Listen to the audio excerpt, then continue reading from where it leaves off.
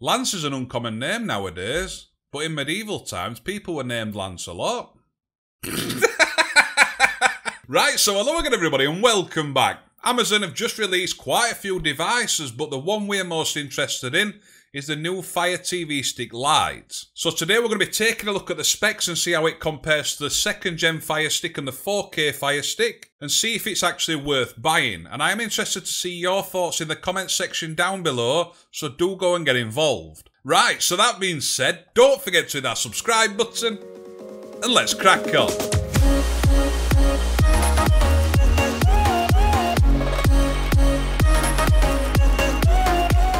So yes, Amazon have they've actually released two brand new Fire TV sticks, one being the Firestick Lite. You've got the new 3rd Gen Fire TV stick, and then we've obviously still got the Firestick 4K that was released back in 2018.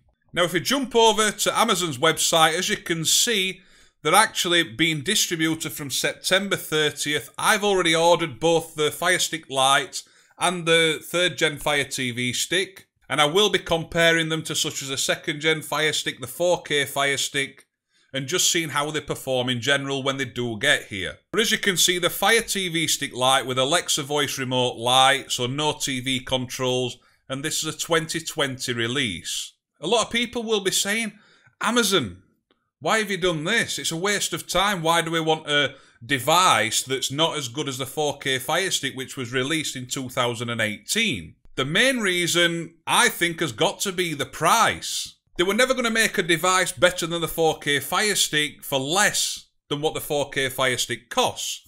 But to get the cost of this Firestick down to £30 or $30, in my opinion, that's going to appeal to a lot of people. Now, yes, it is missing a few features the 4K Firestick misses. Yes, or no, should I say, it's not got as high a spec as the 4K Firestick, but we should be able to see it perform pretty well.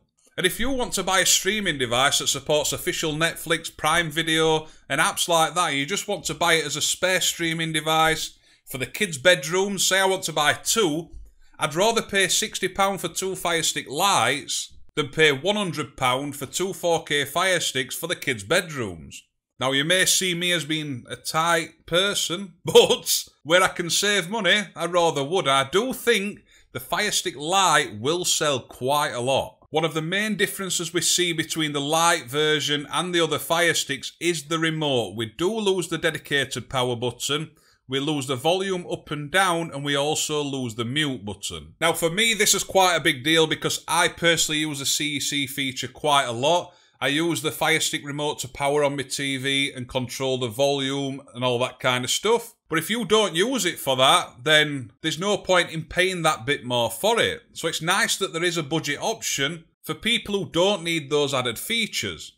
One thing I would have liked to see is a USB port, but obviously they're just keeping this same old design and we don't get a USB port. If we scroll down the page and we just have a quick look at the specs, what you're going to see when I get there, the processor is the quad-core 1.7 GHz. This is quite interesting because if we go to the 4K Firestick, scroll down the page to the specs, you're going to see the 4K Firestick has exactly the same processor. You've also got exactly the same GPU, the 8GB of internal storage, the same dual-band Wi-Fi. One of the only things you are losing is the output resolution. So the Firestick Lite and the new 3rd Gen Fire TV stick have a maximum output of 1080p at 60 FPS. So obviously if you do like to stream in 4K, you would have to buy the 4K Firestick. But a lot of people don't own 4K TVs or don't stream in 4K anyway.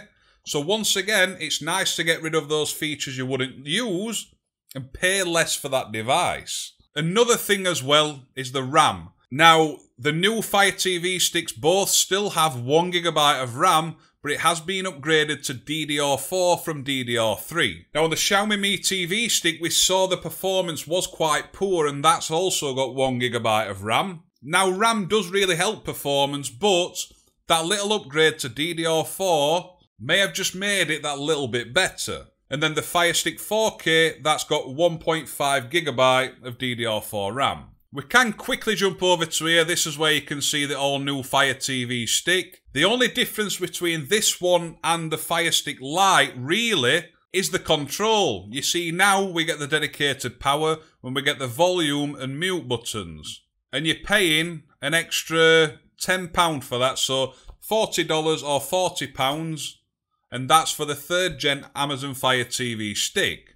And what you can see in the notes is our best-selling streaming device is 50% more powerful than the previous generation Fire TV stick, the 2019 release. So it does look like the Firestick Lite and the Fire TV stick are both going to be considerably better than the 2nd gen, but they're not going to be better than the 4K Firestick, that's without a doubt. If we do go to a side-by-side comparison, as you can see, the Firestick Lite, 3rd Gen Fire TV stick, and the Firestick 4K, you're going to see there's hardly any difference. So obviously, both the new Amazon Fire TV sticks support up to 1080p, but they are with HDR, and then obviously a 4K Firestick allows you to stream in 4K, and you can see everything's almost identical. The 4K Firestick and the Fire TV stick, they both support Dolby Atmos, whereas the Firestick Lite is pass-through HDMI only. Now, performance-wise, the Firestick 4K is always going to be better than the two new devices that have just been released. But I think the Firestick Lite is going to sell quite a lot. I think a £20 or a $20 saving is a lot, especially if you're not going to use those added features that you get on the 4K Firestick. One thing we may see issues with is the 1GB of RAM, but we won't know until it gets here. And then the one that's kind of lost for me is the Fire TV Stick 3rd Gen. Obviously, they're probably still going to sell quite a lot of them, but I don't really think that one was needed. But let me know in the comment section down below what you think. I'm always interested to see what you think about different devices, releases, and also what you'd like me to test when I get the devices themselves. Right, so that being said, I hope you enjoy the rest of your day. Don't forget to hit that subscribe button down below, and I'll see you soon. Ta-da!